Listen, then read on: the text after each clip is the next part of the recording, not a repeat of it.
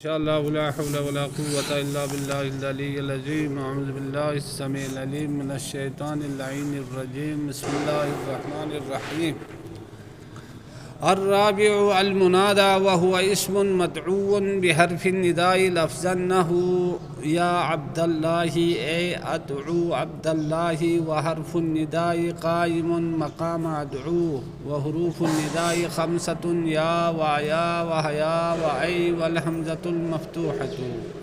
وقد يحذف حرف النداء لفظا نحو یوسف اعرض عن هذا، واعلم ان المنادى على اقسام، فإن كان مفردا معرفة يبنى على علامة الرفع كالضمة ونحوها يا زيد ويا رجل ويا زيدان ويا زيدون. ويخفض بلام الاستغاثة نحو يا لزيد، ويفتح بإلحاق ألفها يا زيداه. وينسب إن كان مضافا نحو يا عبد الله، أو مشابها للمضاف نحو يا طالعا جبلا، أو نكرة غير معينة كقول الأعمى يا رجلا خذ بيدي. وإن كان معرفا باللام قيل يا أيها الرجل ويا أيتها المرأة. فرماتے ہیں مفعول به کے عامل کو فعل کو حذف کرنے کے چار موارد میں تھے جن میں فعل کو حذف کرنا، عامل کو حذف کرنا واجب تھا. ان میں سے تین آپ کو بیان کیے، تین میں سے ایک سماعی، دو قیاسی. آج یہ قیاسی میں سے تیسرا بیان کر رہا ہے. ویسے عامل کے حذف ہونے کے واجبی موارد میں سے چوتھا مورد ہے. یہ چوتھا مورد المنادا منادا ہے. منادا کہتے کس سے ہیں؟ تو مصنف خود فرماتے ہیں وہو اسم مدعو بحرف النداء. منادا ایک ایسا اسم ہے مدعو جس کو پکارا جاتا ہے بحرف النداء، حرف ندا کے ذریعے، لفظاً در آہل کی وہ حرف ندا لفظاً ہوگا، تقدیراً نہیں بلکہ لفظاً ہوگا. نحو جیسے یا عبداللہ، اے عبداللہ. اصل میں تھا اے ادعو عبداللہ، یہاں ادعو کو حذف کر دیا، عبداللہ کے فعل کو حذف کر دیا، اس کی جگہ میں یا حرف ندا کو لایا. در واقع اگر دیکھا جائے تو یا کی جگہ میں ایک ادعو ہے. اس ادعو یعنی متکلم فعل مضارع سے متکلم کا صیغہ ہے. یہ ادعو اصل میں ادعو تھا، وہاں پر ضمہ ثقیل گرا دیا ادعو، لہٰذا اس ادعو نے عبداللہ کو نصب کیا ہے اور اس کو حذف کر کے یا حرف ندا کو اس کی جگہ میں رکھا ہے. حقیقت میں ادعو عبداللہ ہے. اے کے ذریعے تفسیر کر کے بتا رہے ہیں، یعنی میں عبداللہ کو بلا رہا ہوں، پکار رہا ہوں. وحرف النداء قائم مقام ادعو، اس جگہ میں حرف ندا یا یہ قائم ہے مقام ادعو، ادعو کی جگہ میں، یہاں سے ادعو حذف ہوا ہے. وہ حروف النداء، اور حروف ندا خمسۃ پانچ ہے. یا ہے، و ایا ہے، و حیا ہے، و ای ہے، والحمزۃ المفتوحۃ، اور حمزہ مفتوحہ ہے. یہ بات ختم ہو گئی. حروف ندا ٹوٹل 5 ہو گئی. وقت یحذف حرف النداء لفظاً، اور کبھی کبھار حرف ندا کو بھی حذف کیا جاتا ہے از حیث لفظ، یعنی وہ لفظاً موجود نہیں ہوگا. سمجھ میں آئی بات؟ ہاں، از حیث لفظ اس کو بھی حذف کیا جائے گا.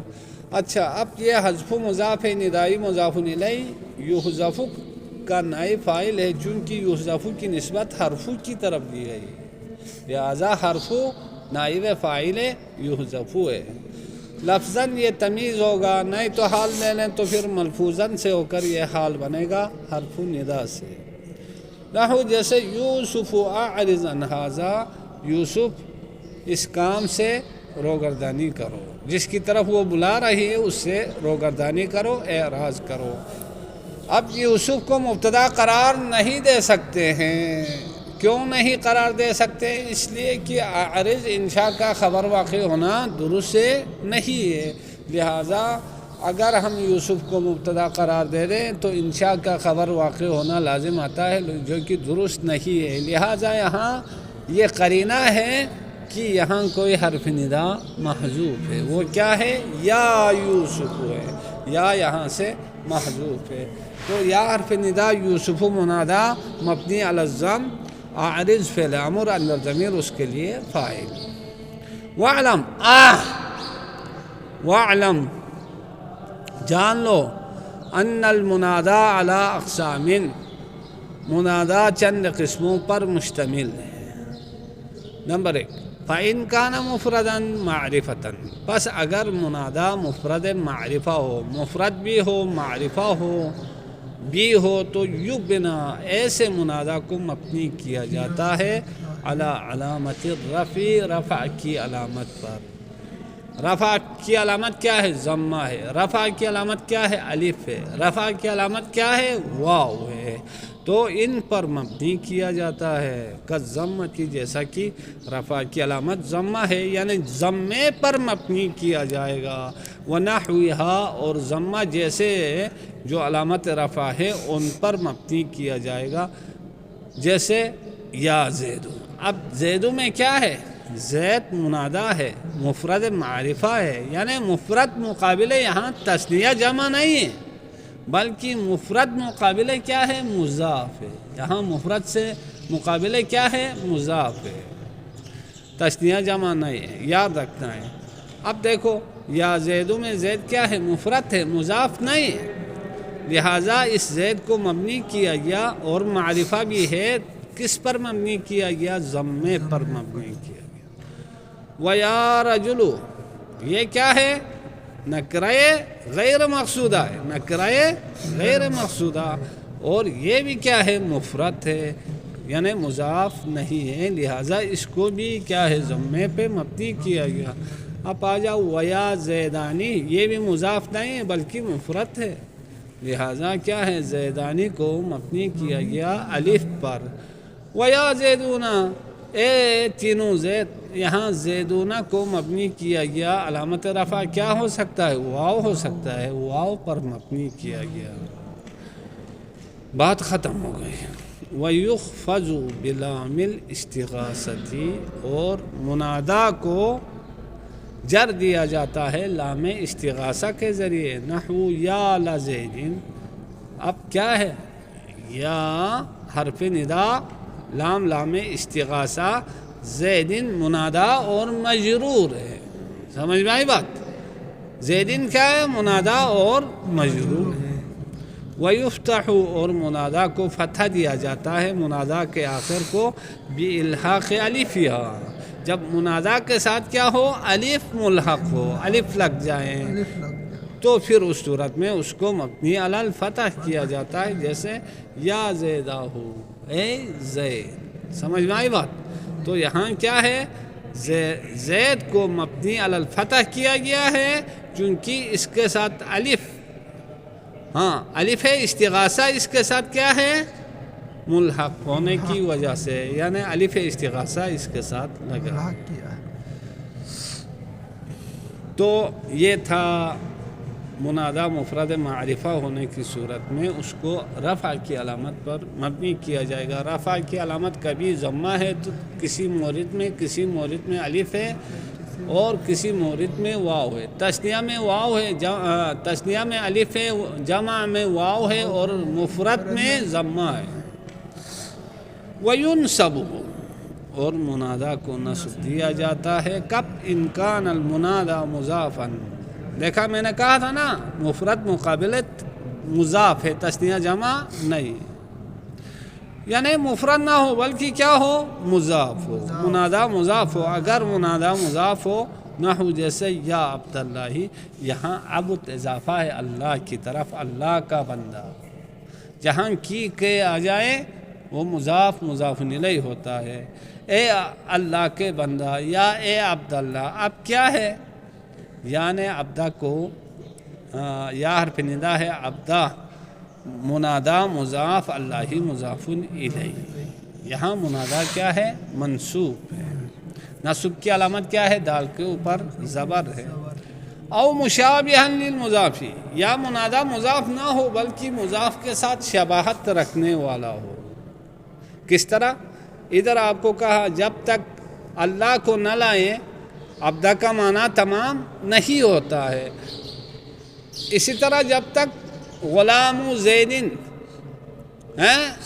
یعنی زید کو ذکر نہ کریں تب تک مضاف کا معنی پورا نہیں ہوتا ہے۔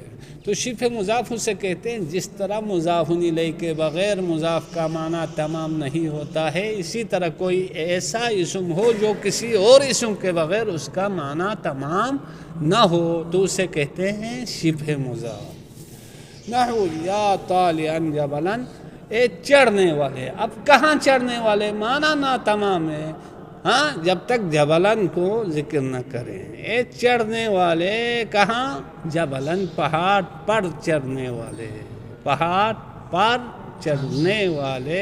اب جب تک جبل کو نہ لائیں تب تک طالعان کا معنی پورا نہیں ہوتا ہے، لہٰذا یہ شبہ مضاف ہے۔ جس طرح مضاف الیہ کے بغیر مضاف کا معنی تمام نہیں ہوتا ہے، اسی طرح یہاں طالعان کا معنی جبلن کے بغیر تمام نہیں ہوتا ہے۔ تو یہ شبہ مضاف ہے، لہٰذا یہاں منادا منصوب ہے۔ نصب کی علامت کیا ہے؟ فتحہ ہے۔ او نکرتن غیر معینت، یا منادا ایک ایسا نکرہ ہو جو معین نہ ہو،